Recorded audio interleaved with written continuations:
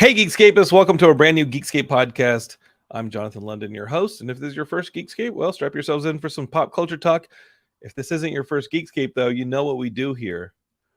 I'm Jonathan, your host, and I like to sit down with filmmakers, comic book creators, people involved in video games, maybe some people from TV, or maybe just pop culture enthusiasts like yourselves. Or musicians. I love musicians. I asked to do an interview with a musician this week. I hope it happens. If not, you'll be none the wiser. But one of my favorite bands has a new album out, and I would love to talk to them about it on Geekscape. That's what I built this for, is as a storyteller, to kind of pick the brains of storytellers and say, hey, like, what went into this? What was the idea behind this concept? What inspired you to bring this to the screen? And Geekscape is this episode you're about to listen to is a treat. I've got the Bragg brothers. And what's fantastic about them is I met them as a filmmaker in a film festival. I was playing El Rey, the Geekscape short film El Rey. It's up now on Geekscape TV, our YouTube channel. Don't go yet. Don't turn off the podcast or wherever you're watching this and go yet. You can watch it later. I had El Rey playing at the Santa Fe International Film Fest, and I was looking for things that were also playing the film festival, and I saw a movie that I thought was going to be perfect for Geekscape. It was called Pinball: The Man Who Saved the Game. Hey, whoa, crime! Don't worry, I'll get. Did you all hear the sirens? I'll stop that crime soon. After the show, it can wait. So I I kind of circled the pinball movie because I thought it would be something I could talk about on the show.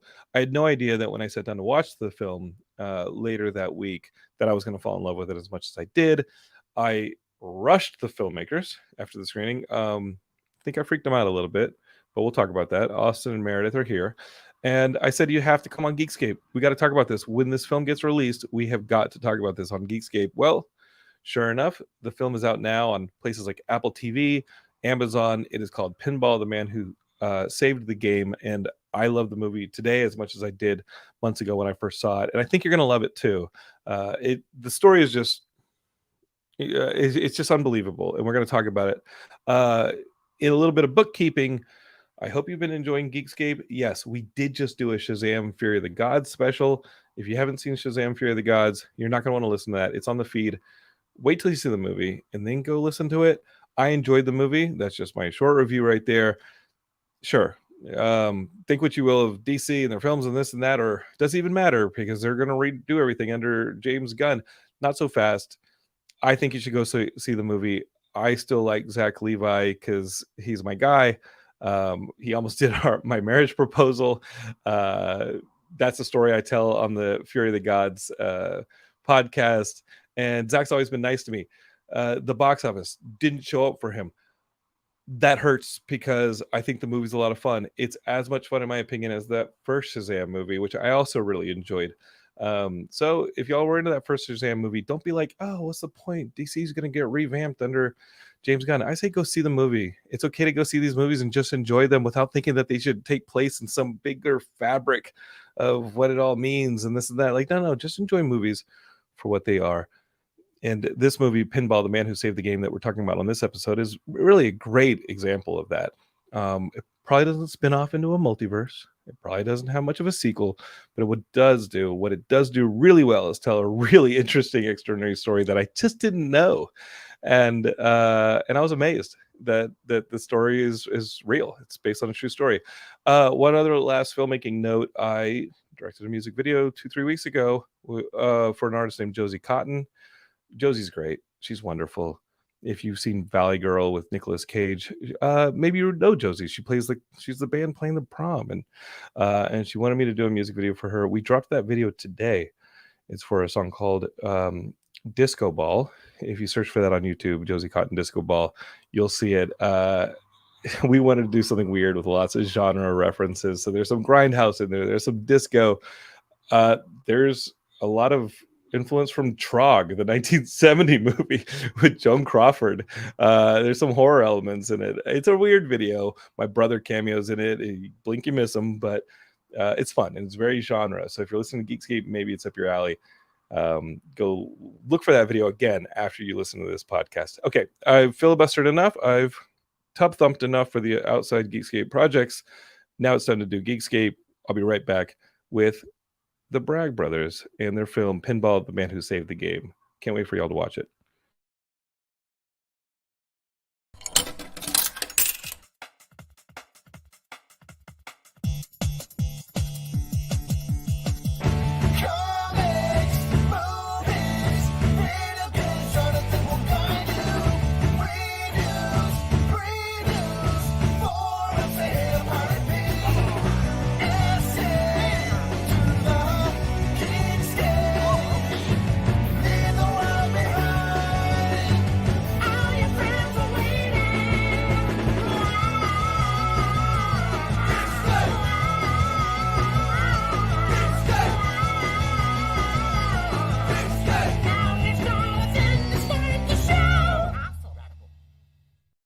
All right, Geekscapists, let's get right to it. I've got the Bragg brothers waiting to talk about their film, Pinball, the Man Who Saved the Game. And I know what you're thinking. You're probably like, hey, it's 2023. We're all about video games and that. And pinball, like, come on. Hey, pinball, I think, is having a resurgence. And when I go down to the local barcades and see the video games on display, there's always a ton of pinball.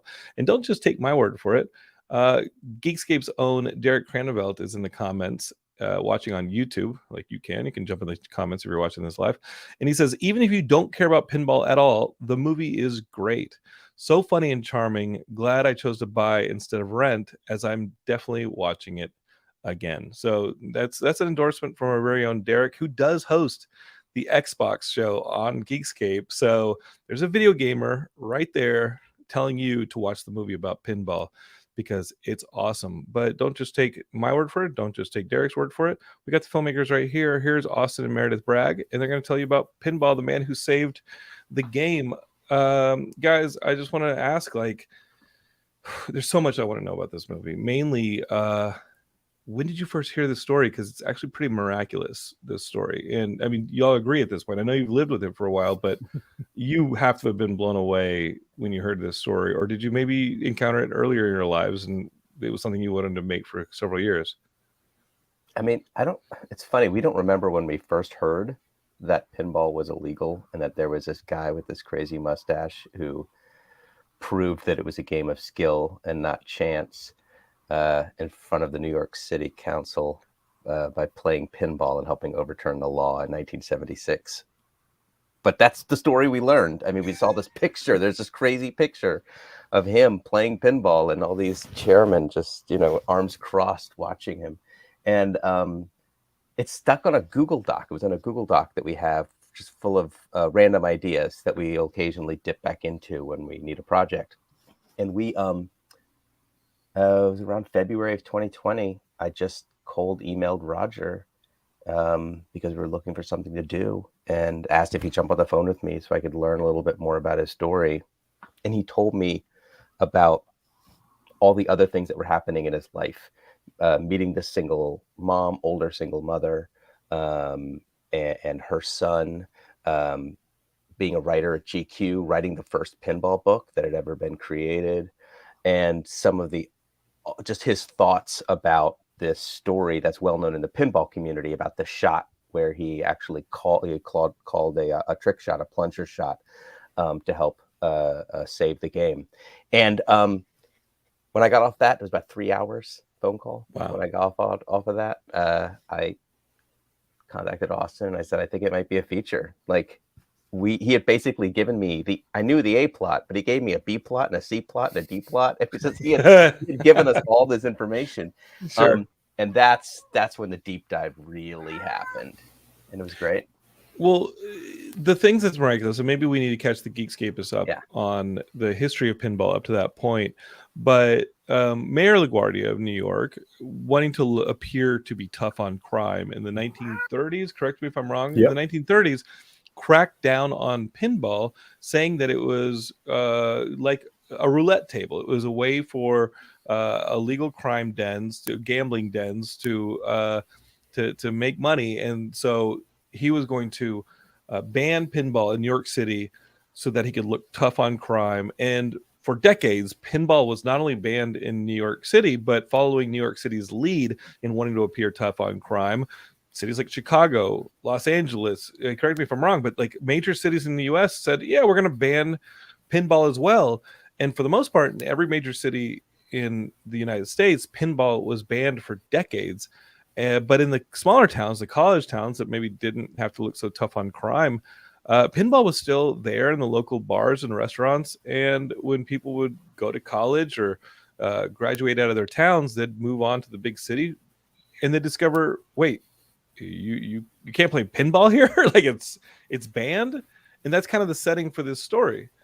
It's kind of amazing. Yeah, it was a big crack on organized crime, but more importantly, it was a big PR campaign, right? To look like you're tough on crime, I mean, there are numerous photos out there of LaGuardia in his all-white suit smashing pinball machines and tipping them over and hitting them with sledgehammers while all the cops just sort of stand by looking sad. When he was doing that. Where was tons of them. He looks like the kingpin of crime when he does. Like, okay. But it was BS. It was like I mean, look, anytime there's a cash game, or I have a feeling there's probably some crime involved. I know there was with the distributors, there's always talk of people protecting their territory. Sure. But I mean, certainly above and beyond what was being claimed, and for what, 35 years? Yeah, I mean, we sort of allude to it in the film, but it would be like banning pool, right? Like, yes, people gamble on pool, right? But you don't ban pool tables. And we should also say that when so pinball really started around the 1930s. The pinball, like something that would look like a machine that we would recognize as pinball, started around the 1930s. And in those days, there were no flippers. So it was much less of a skilled device, or an obvious skilled device, than you see today. The flippers didn't come for a couple decades after. But there was still skill, because they would hit. I mean, if you watch good pinball players, they'll hit they'll nudge the cabinet, put a little English on it. Yeah. I'm terrible at it. Yeah, we're terrible. So were we. Yeah. Like, we did not come at this from a pinball perspective. We were not pinball people before we started. And that shows, especially when you watch the two of us play next to Roger, who is still incredibly good at pinball. And Roger had all this stuff written down. I mean, he gave you the story. You didn't give him the screenwriting credit, though. I noticed that. No. We spent cumulatively, I'm sure, days on Zoom with Roger. This was essentially our pandemic project for most of 2020. When everything shut down, we were all I was right here talking on Zoom to Roger. And from that, we sort of delved into him and his personal life and everything that was going on at the time. We talked to his family, we talked to his friends, and sort of Meredith likens this more akin to making a documentary, that usually you're trying to build your story up, but in documentaries you're trying to cut everything away until you get to your story at the heart. And it felt more like that, because there were so many things going on. We had to whittle down until we got to where we wanted it.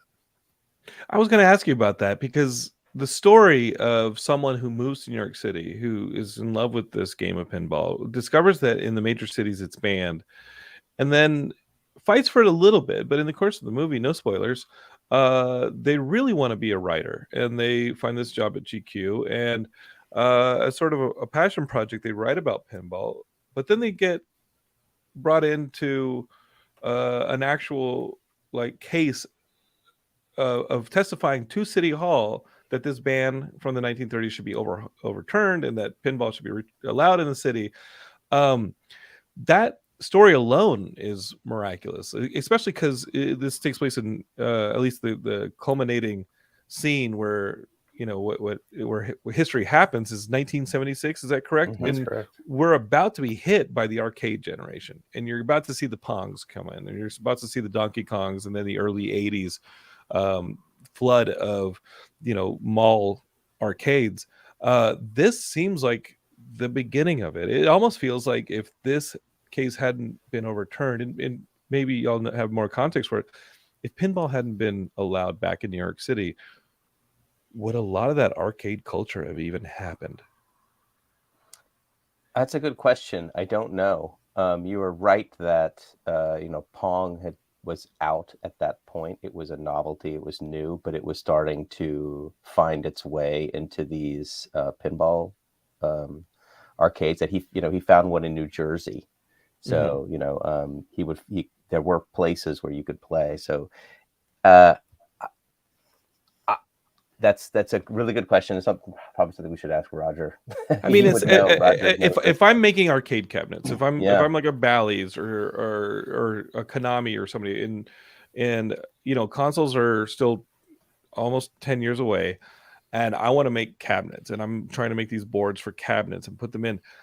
If the infrastructure that pinball had built isn't there, why would I invest in? And also, if a giant market like New York City, Chicago, Los Angeles isn't there because the pinball infrastructure isn't there, like, why would I put a bunch of arcade cabinets together and try and flood them into these malls and strip malls and bars when it's not allowed? When that kind of stability isn't there for my product. The audience has kind of been dispersed to smaller towns, smaller audiences. I don't think that he just saved pinball, is what I'm arguing. He may have saved that entire arcade culture that exploded in the early 80s, and in doing so, saved kind of the way we look at gaming and that kind of stuff today. I may be overspeaking it, but y'all did the research, and Roger may be somebody to talk about that. I have a feeling if you said that to Roger, he would say, no way, because he still thinks that this whole thing is ridiculous and his contribution to history is nothing but a footnote, according to Roger. So I'm sure he has a good argument for why, entertainment like arcades would be flourishing nonetheless. But I will say one thing that I found interesting in doing the research is how much the distributors and the manufacturers of these games ended up selling overseas. That Europe and the market in Europe kept these companies afloat. Like, I mean, there was a lot of consolidation around this time. Chicago Coin, which we show, like they go out of business. I think a year after our movie wraps, 1977, end of 76. But it's the European gamers that end up becoming a lifeline for pinball.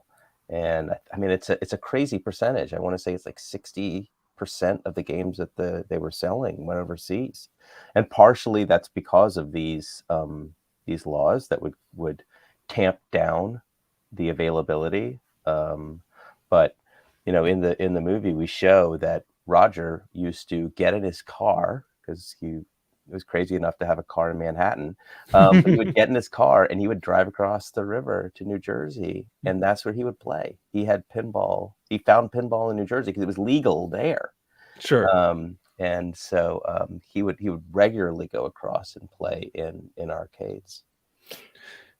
And one other thing I should mention, there were still pinball laws, anti-pinball laws on the books now. Cities like Oakland only removed their pinball bans in the last decade. There's still a law on the books in South Carolina that prohibits minors from playing pinball. We were down there for a screening not long ago, and they're trying to lift the ban right now. Like, these things still live on the books. Sometimes they're not enforced. Sometimes they are. A lot of times they will just sit there silently and be forgotten until someone's trying to open a barcade and a neighbor says, I don't want a barcade there. What can I do to stop it? And looks through and finds the law. You'd have to be like Gandalf at the beginning of Lord of the Rings, going through and like searching all those tomes to find a law that outlaws, because a lot of these laws came from the 1930s, 1940s anti-mobster laws, because they didn't want these gambling dens in their neighborhoods. It's insane that there's still remnants of them, and I think that they still exist only because they've been overlooked for decades. And like you said, like unless somebody's trying to dispute the presence of a barcade or a nightclub or something opening up in their neighborhood, like that's kind of insane. One thing that we can claim, and I'm sure Roger might dispute the importance of this moment in history, what I can't dispute is that I saw this movie completely finished after a bit of a festival run in October 2022. Y'all started the research for this movie and the writing of this movie and putting it together in 2020 during the pandemic. Y'all shot this during the pandemic. Y'all put together an incredibly well produced film in 2 years. I love you and hate you at the same time, because that is quite the accomplishment. But also, you may love and hate yourselves as well, because that sounds like such a beast to do. Biggest challenge is putting that movie together. Biggest things y'all learned, because up to that point, you're mainly doing shorts and content for the online kind of space, right? Sure. I mean, we may love and hate ourselves, but we have nothing but love for MPI Original Films, who produced this. They had produced our short film that we had done previous to this, and came back and said, do you have a feature in mind? Dealing in this low budget space, saying no period pics and no biopics. So of course we kept this on the list, and that's the one that managed to float to the top. Yeah, the biopic and the period piece. You're great. Way to go, guys. Why'd they say yes? They liked it. I guess this was the story that spoke to them. I mean, obviously it spoke to us, or we wouldn't have left it on the list. So, there's something about it that I think caught people's eye, got people's attention. It's an amazing story. Like, it's an amazing story. And again, like, I'm not a pinball aficionado. I went and saw this at the festival because I thought it was something I could talk about in passing on Geekscape and say, hey, like this, y'all might be interested in. I fell in love with the movie. Yes, Geekscape is when you hear low budget on Geekscape. Sure, I've asked you to watch some movies that maybe the low budget was actually an impairment to the film, and maybe you ended up scratching your head and be like, well, I liked the filmmaker, I liked the actor, but that could have used a little bit more budget in it. I don't. You're not going to get that with Pinball. You're not going to get that with this film. Y'all did a really good job of producing this film. The period piece, the performances. I want to talk about the fact that y'all have a really interesting story just in the pinball aspect of it. When you look at those B, C, D storylines, how do you not trim those? And what resonated for y'all in those storylines of him in the love interest, or him pursuing his career as a writer, that y'all decided to weave into this bigger kind of, like, I would call it like the main narrative of the pinball ban and the overturning of the pinball ban? I mean, I think it was a reinforcing of the themes of the value of taking risks, and sometimes, and allowing people to take risks, and that's what spoke to me. I mean, this fact that he, again, I don't think I'm giving away too much here, but he comes from divorce. This single mother, Ellen, who's played by Crystal Reed, also divorced, has a kid older than him, but there's obviously a connection there. There's a great chemistry between them, and it's a question of, well, you're gonna, the first time failed, are you gonna commit to this again? Like there's a commitment there, that, and also Roger deciding to commit to finally writing a book, which he had tried and failed, and there's a risk there too, because he's not the publisher. He doesn't get final say on what that book is going to be. There's a risk when he steps in front of City Hall and decides he's going to live play a game of pinball, and if it goes well, Pinball, he could help legalize this game that he loves and help redeem it in the eyes, hopefully, of some of these politicians. And if he fails, yeah, he's so it's just that's it. Right. Like these all reinforced one another, and they don't all play out the way you might expect. That's the other thing is some risks work, some risks don't. That was interesting to me, but still, it's about the value of being able to take those risks and juxtaposing that to an idea of control and safety. We're going to keep this safe for kids. We don't want kids wasting their lunch money on this game. So LaGuardia bans it. It's safe. He's controlled it, but control is boring. Right. And so that to me, there was just a lot of fun interplay and weaving between those storylines. And they're just some amazing characters, and all this stuff is true.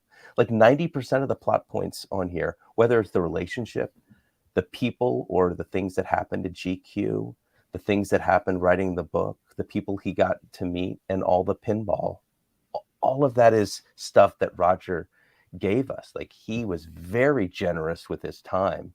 And we talked to him for hours and hours and hours and hours. He also never throws anything away. So he had all of his notes from the 70s, all of his pictures, everything. Yeah.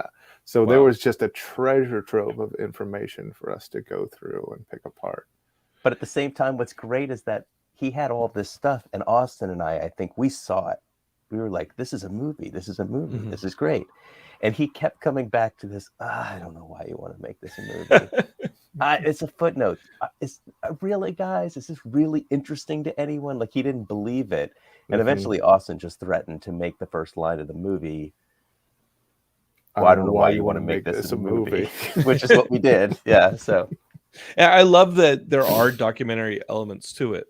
That the framework of this is a present day Roger, with the frame, like, hey, I don't know why you want to make this movie. You're interviewing me. I think if you're a fan of like American Splendor, use like kind of a plot device, and ultimately Geekscape is you're going to look up on I think Apple TV where you can watch this, and there's going to be a Tetris movie about that. And I love the story of smuggling Tetris out of the USSR.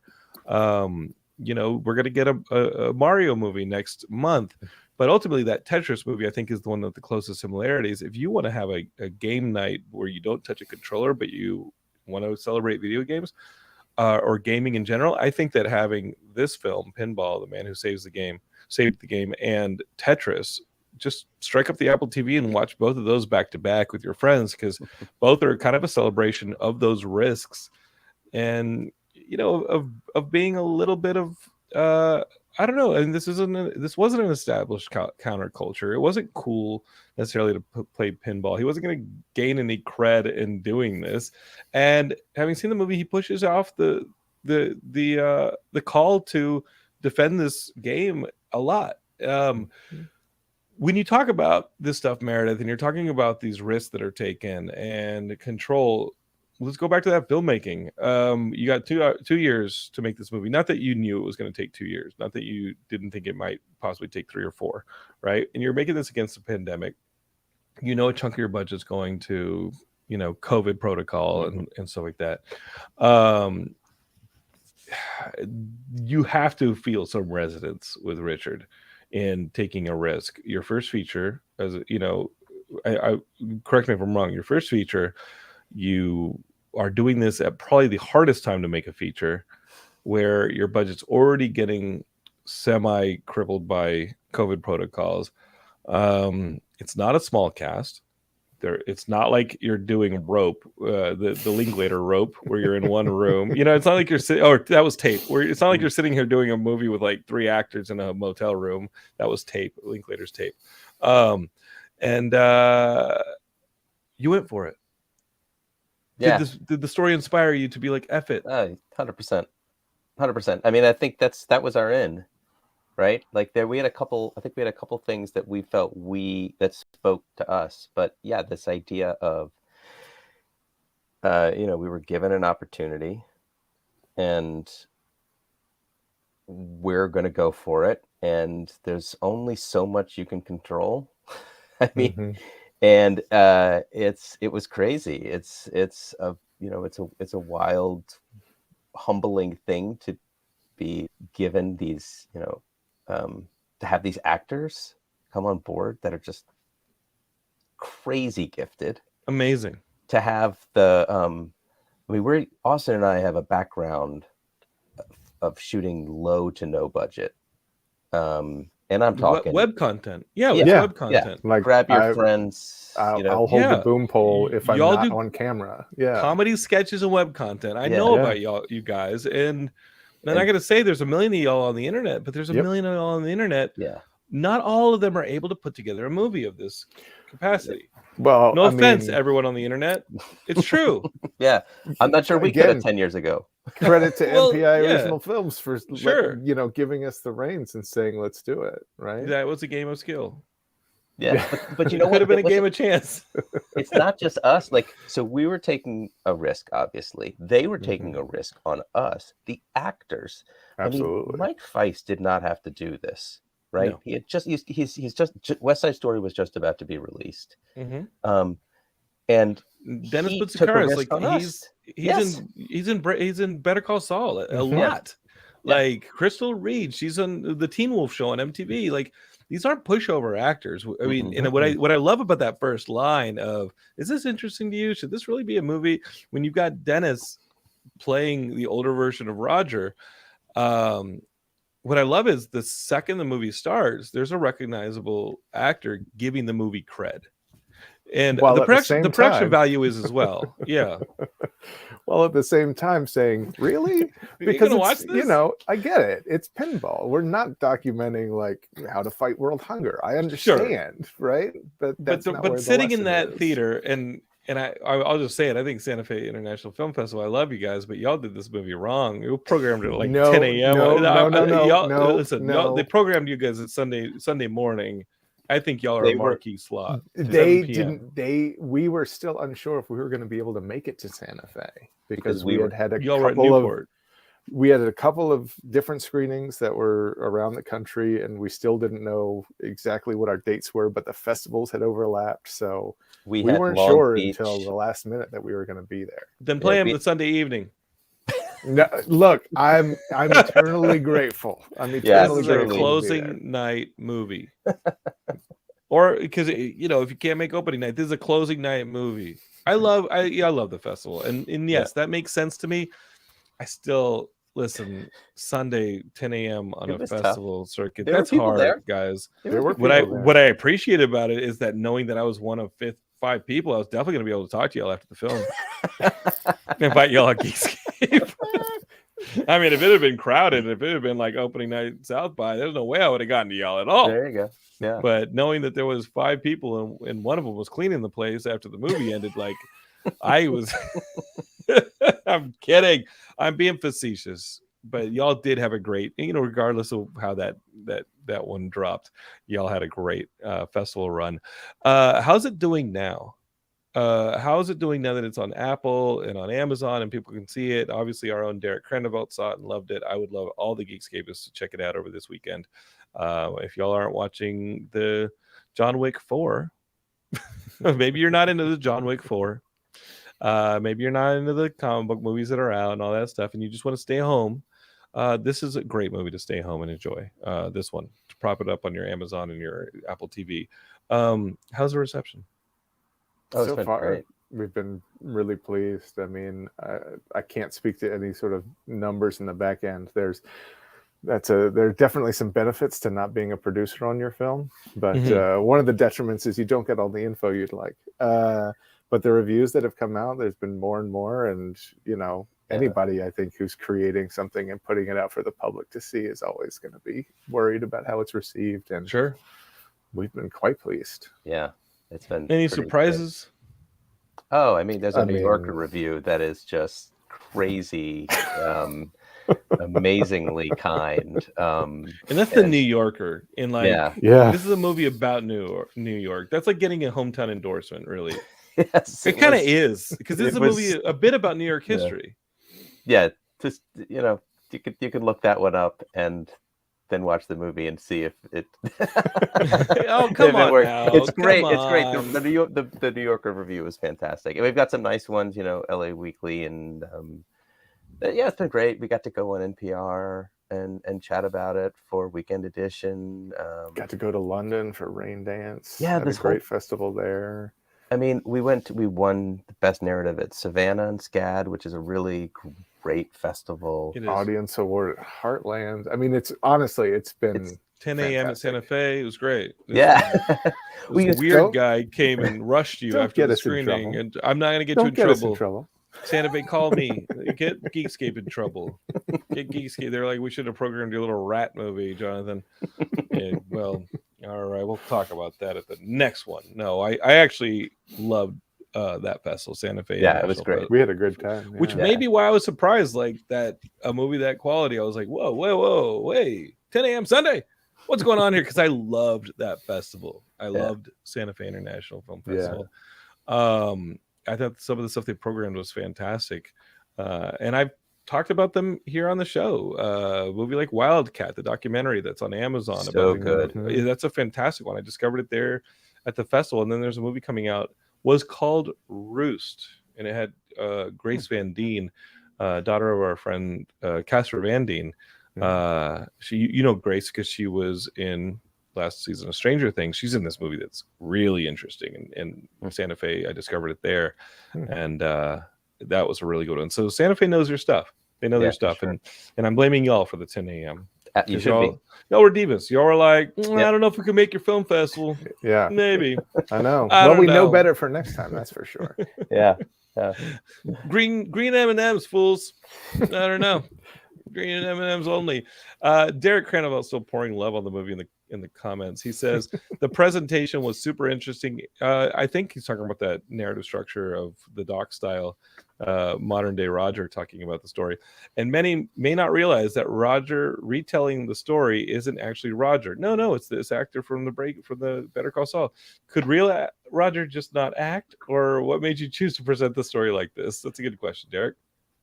I don't know. I mean, I don't think it's not like we put real Roger through a screen test or anything. I don't think there was ever a consideration that we would actually have Roger in there, because I'm not going to script words and then pretend that it's just a straightforward, normal interview on screen. To me, it just made sense to have an actor portraying Roger there. And how lucky are we that we got Dennis in there to do it, who's just fantastic. And like I said, the first frame of the movie, you see a recognizable TV actor from Better Call Saul, which is how I know him the most. But you've seen him in a million things. And the second he's on screen, your movie has credibility. Your movie has like that level of stature, and you're going to pay attention to it. And then y'all did this oneer. You do one or two oneers, but y'all did a oneer early on in that bar scene. Because listen, I'm not gonna listen. I know I've talked enough trash, but they're not all winners, folks. I haven't been proud of all my films either, right? Like I described a film I did to somebody, and they're like, what happened to that? And I was like, sometimes the bread doesn't rise. Like it just souffles are hard. But y'all know what I'm saying as filmmakers. Alchemy. But it's alchemy. I described it as alchemy today. Like as we put this next film together, it's alchemy. If you get it wrong, the bread doesn't rise. And so sometimes it doesn't mean the film's not going to find an audience. It doesn't mean that the film's necessarily bad. It's just my stupid opinion. But sometimes you sit in some of these, indie movies. Sometimes you sit in the Hollywood movies that are $500 million, and the bread doesn't rise. And you're sitting there going, when I saw y'all pull off that first one, or you know what I'm talking about, the one in the bar, it's the dolly or the steady left right through all that stuff. I'm just like, oh, these mothers came to play. Okay. This me at like 10 a.m. Movie's about to start. I think I need a different coffee.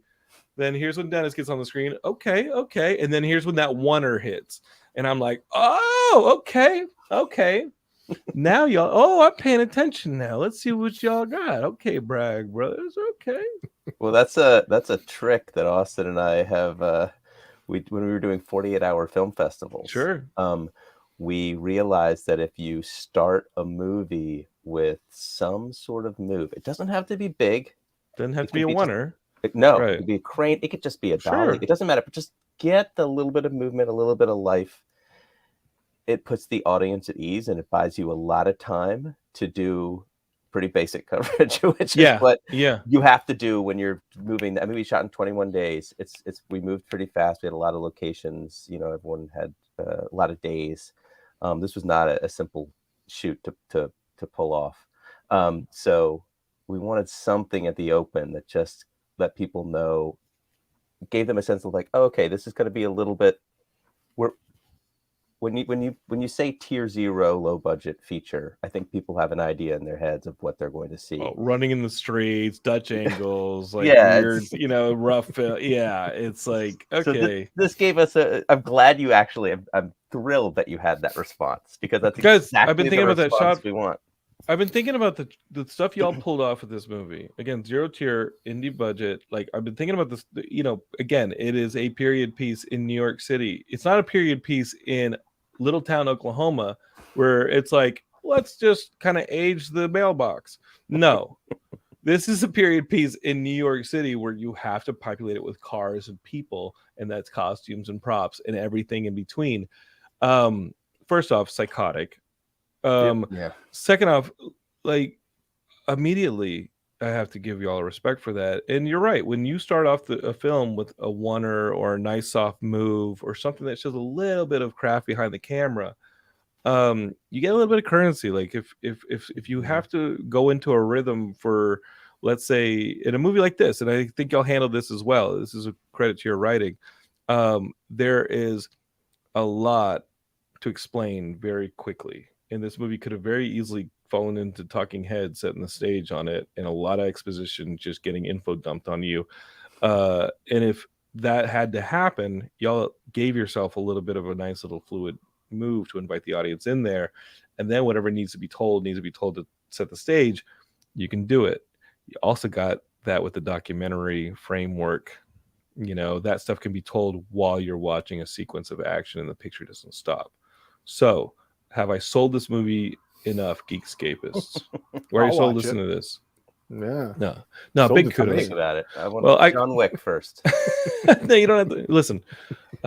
Just watch the first 3 John Wicks and pretend it's the 4th. No offense. I mean, no offense. You know what? I'm not going to say that. I'm going to go see the John Wick 4. I like the John Wick movies. I like them because, like, I don't think this is an offensive thing to say about them, but it feels like you're watching Wile E. Coyote in an action movie, because he gets bounced around and smacked and hit and abused so much, and then he shows back up, and it's like, oh yeah, this is live action Wile E. Coyote. They just call it John Wick. I think if you called it John Wiley E. Coyote, I think it would have been just as like, it's like, yeah, no, this all makes sense. I liked that, and I liked the other one they did with speaking of Better Call Saul, I think the one that the same directors and stunt crew did with Mr. Nobody, whatever that one was. Yeah. I thought that was great too. I like all that stuff. Yeah. Derek's living girlfriend, fiance, perhaps. I'll check in with Derek on that one. Don't blow up his game. Wow. He says, Michaela just said, I did not even realize that it was a low budget movie. Well, did you see a superhero in it?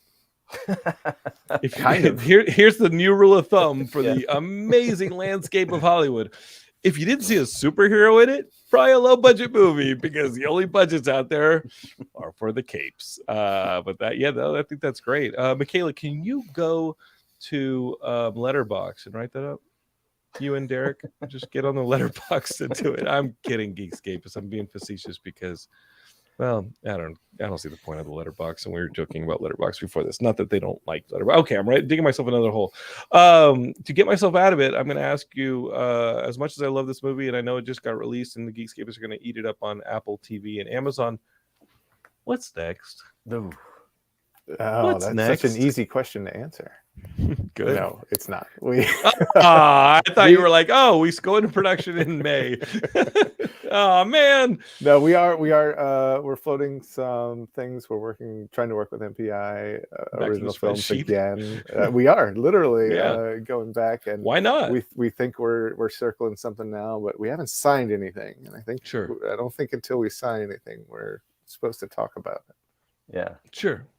What are y'all usually drawn to? Not that that's like my backdoor way of tricking y'all into admitting what you're working on next, but like like a story like this, is it indicative of some of the stories you're drawn to before? I think that Piece of Cake is a fun movie. It's suburban. It's a guy who's a little bit fish out of water trying to get an illegal thing Silver for ball. his film. It's cool. Geekscape is go to the pinball movie. Go to the website for this film at pinballfilm.com and learn about the Bragg brothers, learn about the other movies they made, and learn about the short, which I loved, Piece of Cake. It feels thematically in the same universe as Pinball. Yeah. It definitely. It's Yeah, it's about definitely this- in that comedy wheelhouse, but I think it's definitely has a more tonal whiplash, I think, Mhm. which I think we really enjoy. Yeah, it's about those little for people listening. It's about those the silver dragées, those little silver confectionery balls that you'll find on like wedding cakes, and Christmas cookies, and how difficult it is to find them in California. And it's so what we really are looking for is a third silver ball story, preferably a legal silver ball Yeah. story Sure. if you can. So Right now, I think it's buckyballs, right? That's Bucky probably balls, the next. yeah. What are those? Likely. Oh, Those the little desk magnets that you just play Oh, with. They're yeah. like magnetic sculptures. There's the magnetic sculptures. There's also the one that's meditative that like swings back and forth. Oh yeah, that's different, Right, but yeah. those are perfectly legal. The little ones, I think, had a problem with being too small and like Is that being right? eaten by toddlers. Yeah. A choking hazard. I imagine that those confectionery balls, when I learned more about Piece of Cake and I was like, wait, those were illegal in California. Is it like they get into the streams and the fish and it's like something like that? The fish It's eat just them? Like, about No, silver's technically, inert. yeah, that technically the FDA says they're decoration only because of the tiny amount of silver that coats the balls. And they're chocolate, aren't they? they're Inside of them, sugar. just like Sugar. It's sugar. just like Okay. They're terrible. dense sugar. I mean, Yeah. Okay. that's the stuff to crack teeth with. Yeah, they're not great, but But they're pretty. They're yeah, like mini gobstoppers with silver on them. Yeah. exactly. Yeah. Okay. Well, So you know, eh, all it Anyway, takes so if is you a- find another illegal silver ball to finish out the trilogy, please let us know. yeah, I can't wait for your movie Lead Paint. The person who no kidding. Well, okay. Well, I'm not gonna get the answer of what y'all are working on next. I'm just gonna give y'all the endorsement that wherever y'all work on next, come back on Geekscape. I can't wait to talk about it. I can't wait to see it. Hopefully, it's at a festival, and hopefully you make the festival so the festival doesn't play y'all at 2 a.m. or 4 a.m. or those could be down fun. or down the Yeah. street, down or Those down the midnight street at a different venue. screenings are usually pretty good. I Yeah, didn't say midnight screening. Midnight screenings, you got to have a chainsaw in your movie. In a midnight screening, you got to put a chainsaw in the movie, and someone's going to lose some digits. maybe. You know. All right. But That just sounds like a challenge. Geekscape, you have your challenge. It's not much of a challenge because you're going to enjoy doing it. You're going to watch this movie, Pinball, The Man Who Saved the Game. It doesn't just have my endorsement. It has Geekscape's own Derek Crandevelt's endorsement. And Derek, let's just face it, he's smarter than I am. So go check this movie out. It's available a lot of places. I found it on Amazon. I found it on Apple TV. And I clearly found it in the festival circuit. And it got an endorsement from a lot of them. So this is a good movie. This is a movie that you're going to enjoy. Doesn't have a superhero in it, which maybe you need a break from. So this is the movie to watch.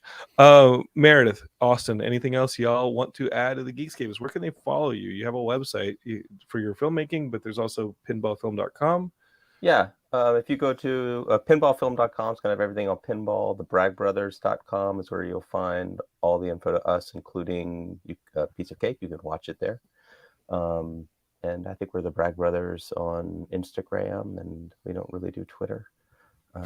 Yeah. I'll say one thing, and it's not the film is not rated, but if it were rated, it would be PG-13. If anyone wants to watch it, I think people have been girlfriends and wives and husbands who are not interested in pinball have been surprised to learn that they actually like the movie, because you do not have to be a pinball aficionado to appreciate it. totally, as far as I'm concerned, family friendly. My 9 and 11-year-olds watch it. It's got a curse word, got a little bit about. You may have to have a conversation about what porn actually is. But if you've done that already, it's a good film to watch. Yeah. Geekscape is, I cannot agree more. I'm not a pinball fan. Watch the movie because I thought it was again a conversation piece for y'all. I think your loved ones are going to enjoy it because it is about so much more than pinball, and I think that was a great move. You guys not just stripping it down to the narrative of pinball, but including the love interest thing and the whole bit about making your own way in the world and taking those risks, regardless of what it was. In this instance, it's just pinball, but it's so much more when you think about the movie. Thanks for coming on Geekscape, please. Thank you. Thank you for having us. This is great. I'm glad we had that meeting, and you were able to get through the crowds to find us. I trampled a 90-year-old woman. It was great. She was in the way. I'm sorry. She was in the way. Geekscape is just nothing I won't do to try and bring all the best guests. All right. We're gonna have a brand new Geekscape probably next week. I am traveling back home to Austin. Things on the filmmaking is heating up a little bit, but I'm going to try and navigate that stuff and keep bringing you Geekscapes as I find really cool stuff like Local Man, the comic book that we talked about last week with Tony Fleece. Like, I love that book. That's a great comic. The first issue should still be on stands. Go find it. You're going to love that book. When I find cool stuff in the world, I try and bring it to you, and the Bragg brothers are definitely an example of it. So tell your friends about Geekscape. Tell them to subscribe, write us that 5-star review. All that stuff really helps our visibility and allows me to say, hey, like, come on Geekscape. We're not nobodies. Come on. We have an audience, and they write these beautiful reviews. And it also helps, I think, our chart presence on things like Apple and Spotify. So if you write those reviews, it really helps. And of course, share with your friends. We're all over socials. Search for Geekscape. You'll find us. And if you're looking for something that's not necessarily this interview show, search for anything that the Geekscape Network puts out. We've got everything from filmmaking to wrestling to video games to, I don't know, you name it. Matt Kelly's adding so many shows to the network that I'm really losing track. It's fun. We actually did add a specific superhero movies show recently, as well as a Battlestar Galactica rewatch show. That's a lot of fun. So it's all out there. If you're a geek, we probably got something for you. Till next time, Geekscapists, don't hate, create, and peace.